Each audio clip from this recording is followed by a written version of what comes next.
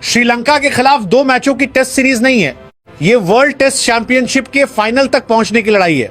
भारत के पास अभी भी मौका है, लेकिन अब गलती की गुंजाइश बहुत कम है।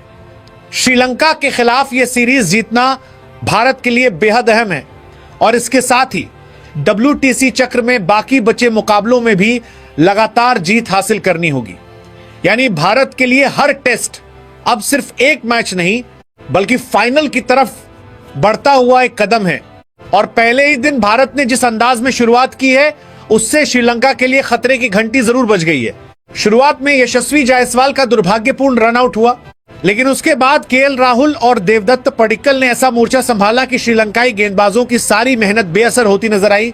बारिश आई, खेल रुका, लेकिन भारतीय बल्लेबाजों की लय नहीं रुकी और चाय तक भारत 197 रन पर सिर्फ 1 विकेट गंवा चुका था। अब सवाल यह है, क्या भारत ने पहले ही दिन इस टेस्ट मैच की नींव जीत के लिए रख दी है? और क्या श्रीलंका अपने ही घर में भारत को रोकने के लिए कोई जवाब ढूंढ पाएगा? शुभमन गिल ने टॉस जीता और बिना किसी झिझक के पहले बल्लेबाजी करने का फैसला किया और इस फैसले के पीछे सोच बिल्कुल साफ थी। अगर पिच बल्लेबाजी के लिए अच्छी है तो पहली पारी में बड़ा स्कोर खड़ा करो, श्रीलंकाई गेंदबाजों को लंबे समय तक मैदान पर रखो, उनकी ऊर्जा और धैर्य की परीक्षा लो और फिर मैच आगे बढ़ने के साथ दबाव विपक्षी टीम पर डालो।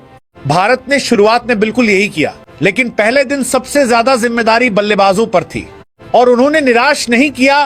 भारत की ओपनिंग के लिए यशस्वी जायसवाल और KL राहुल आए। दोनों ने शुरुआत काफी सकारात्मक अंदाज में की। जायसवाल ने अपने अंदाज के मुताबिक रन बनाने की कोशिश की और ऐसा लग रहा था कि वो श्रीलंकाई गेंदबाजों पर शुरुआती दबाव डालेंगे, लेकिन तभी वो हुआ जिसकी किसी ने उम्मीद नहीं की थी।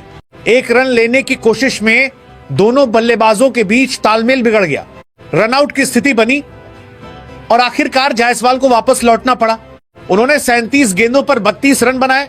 यहां जायसवाल की पारी से ज्यादा चर्चा उस विकेट की होनी चाहिए जो भारत ने अपने ही रनिंग मिक्सअप की वजह से गंवाया, क्योंकि जायसवाल उस समय सेट हो रहे थे, वो तेजी से रन बना रहे थे और अगर वो कुछ और समय क्रीज पे टिक जाते तो भारत का स्कोर और भी ज्यादा मजबूत हो सकता था।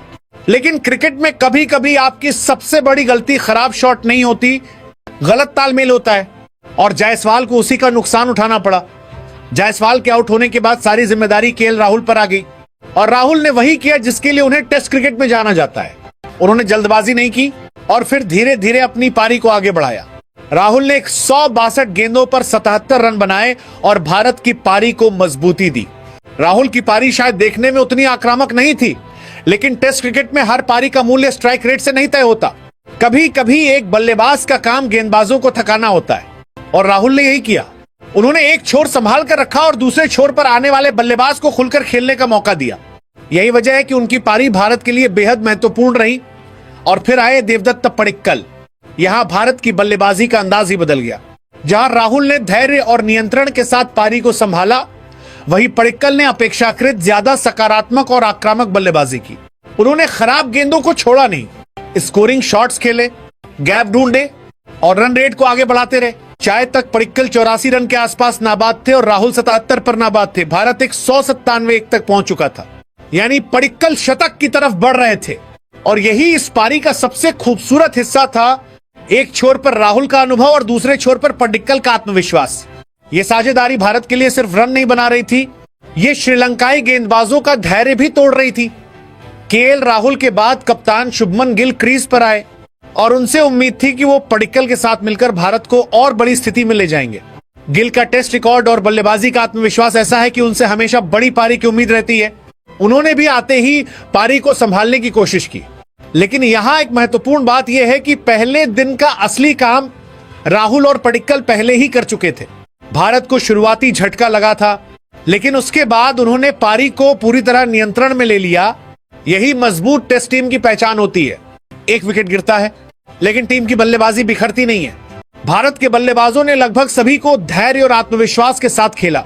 चाय तक श्रीलंका को सिर्फ 1 विकेट मिला और वो भी रनआउट के रूप में। उनके गेंदबाजों को भारतीय बल्लेबाजों को आउट करने के लिए कोई सफलता नहीं मिली थी और यही सबसे बड़ी चिंता है, क्योंकि टेस्ट क्रिकेट में अगर आप विपक्षी टीम के टॉप ऑर्डर को लंबे समय तक मैदान पर रखते हैं तो समस्या सिर्फ रन बढ़ने की नहीं होती। समस्या यह होती है कि गेंदबाज मानसिक रूप से भी थकने लगते हैं। पहले दिन बारिश ने भी मुकाबले में दखल दिया दूसरे सेशन की शुरुआत में बारिश के कारण खेल में देरी हुई और मैदान को दोबारा तैयार करना पड़ा। लेकिन यहां भारत की एक और मजबूती दिखाई दी। ब्रेक के बाद जब खेल दोबारा शुरू हुआ तो भारतीय बल्लेबाजों ने अपनी लय नहीं खोई। यह बहुत महत्वपूर्ण है क्योंकि बारिश के बाद अक्सर बल्लेबाजों को दोबारा क्रीज पर सेट होने में समय लगता है, लेकिन भारत ने उस रुकावट को भी अपनी बल्लेबाजी पर हावी नहीं होने दिया और दिन आगे बढ़ता गया। भारत का स्कोर भी आगे बढ़ता गया। अगर पूरे दिन का विश्लेषण करें तो भारत के लिए सबसे बड़ी उपलब्धि सिर्फ 197 नहीं है, सबसे बड़ी उपलब्धि है भारत ने श्रीलंका को पहले ही दिन मानसिक दबाव में डाल दिया। जायसवाल का विकेट भारत ने खुद गंवाया, इसके बावजूद भारत नहीं रुका। राहुल ने पारी संभाली, पडिक्कल ने गति बढ़ाई, गिल ने मोर्चा संभाला और श्रीलंका के गेंदबाज विकेट के लिए लगातार तरसते रहे। यानी भारत ने मैच की कमान धीरे धीरे अपने हाथों में ले ली, क्योंकि टेस्ट मैच सिर्फ एक दिन की कहानी नहीं होता। एक विकेट के बाद लगा था श्रीलंका वापसी करेगा, लेकिन फिर पडिक्कल ने ऐसा पलटवार किया कि पहला दिन पूरी तरह भारत के नाम हो गया।